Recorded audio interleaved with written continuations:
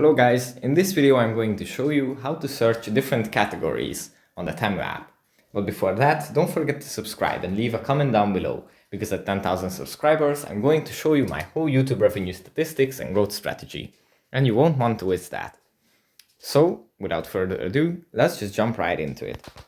First, let's open the Temu app. Here it takes us to the home menu, and at the bottom, as you can see, there are four different little icons that you can tap. We have to tap on the categories.